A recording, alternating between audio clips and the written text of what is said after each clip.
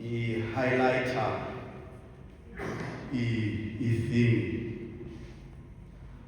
ethi uThixo ulungile.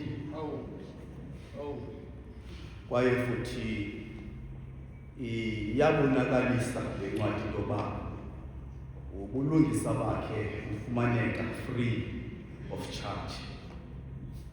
Ubulungisa bukaThixo. Ncwadi yaseRoma itheme yayo iphethe loo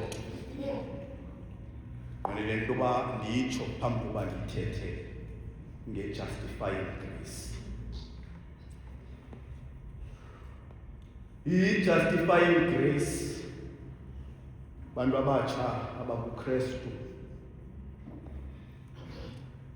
it is the act where God pardons all sin.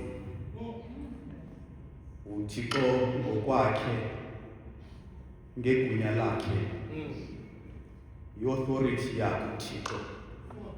Laa nto athi amaGrike i-exous uThixo asebenzise yona apha. Athi uThixo kwizinto esizenzayo okanye esizenzileyo, uThixo ngokwakhe abeke ijudgment. Athi uThixo kwilist yezono esinazo, izono ezininzi nezazono sizenze emfihlakalweni, side sithi andinawuze ndixelele bani.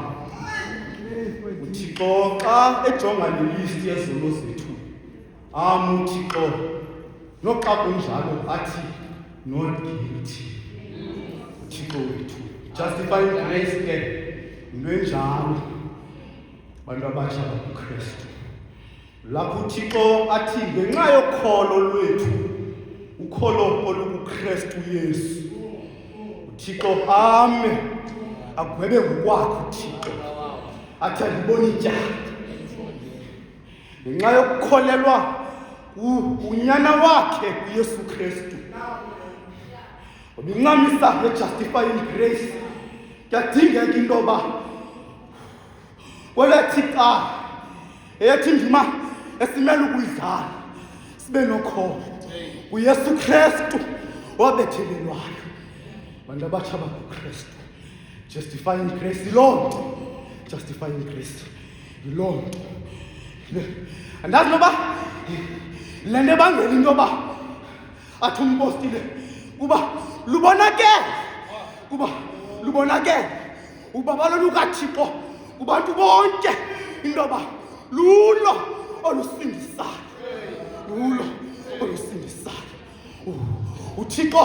uThixo osigwebelayo ngayo Yesu Kristu unyana wakhe. God who pardons us from our sins, from our wrongdoings. uThixo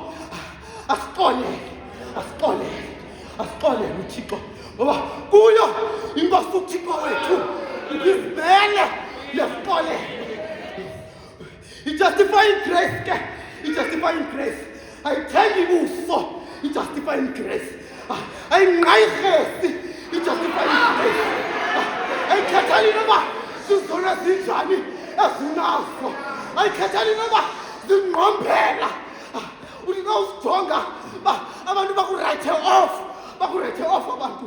I-justifying grace ayinaxesha laloo nto. It pardons all of our sins. Sonke apha nge-justifying grace siya-alayinwa kwi-purpose kaThixo. Siyasondezwa sithi ngokube sirongo, ingathi yilaa ngoma ndakhe ndayiva ethi urongo. Khona laa ngoma ithi urongo. Xa ndikhumbula ngoma ithi justifying grace uright. Wakurongo right itsho ku-justifying grace. Wakurongo kodwa ngenxa yegrace kaThixo uright. So apha uThixo usithezela loo nto umpostile into yoba sinoThixo thina osixolelayo. Loo nto athina mculi amasela namanqindi amaphatha nabaphangi bonke bonke bayabizwa. Inquma le nto ibhola nguMarko. Athi uMarko,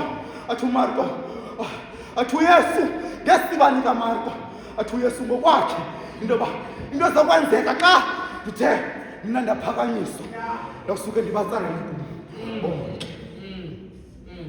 Leso le grace isitsala sonke, le grace isibiza sonke, ithi zonke zixolele, zonke izono. Kodwa ayithi le grace into yoba masingaphumi ezonweni, masingaziyeki. Ayithethi loo nto, ngoba apho uThixo usi-alayina ngokwakhe, uzama ukusenza ngcwele, sithi ngoku sirongo, uThixo azama usenza right. And therefore uThixo wenza loo nto. Why singalungi ke ngoku? Why singalungi? Why senze laa nto? Ixela umbhedeshi, athi umbhedeshi okhohlakeleyo akuquka ekhohlakaleni kwakhe akwenzileyo enzokufanelekileyo nokulungileyo. Yena loo nto uyawulondoloza umphefumlo wakhe. Andingalibaziseke bethetho fana andizubamke. Zawulungiselela wena ngokuphuthi imbombo, mandithole ndiqoqosha torhwana, mandithole ndiqoqosha.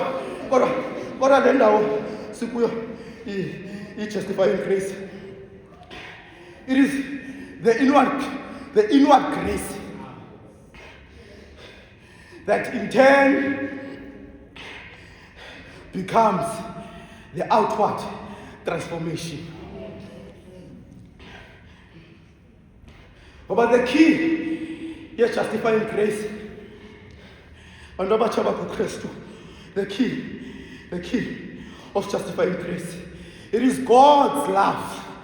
Look at Him and how we respond to God's love through the faith esinayo kuYesu Kristu. Manjike ke torhwana ngelibali, endiliva nam ngomkhulu wami kuthi mbongo umuntu okhulula torhwana bazistruggle zale Khayelitsha, andingumuntu okhulela ezilalini, kodwa ndiliva elibali ngomkhulu wami. Xa umkhulu wami umuntu okhulela ezilalini, uthi umkhulu phaa ekhaya kukho ixhego elalisebenzela ibhulu leplasi, lisebenza eplasini elixhego, lisebenzela ibhulu ekuthiwa nguJohn.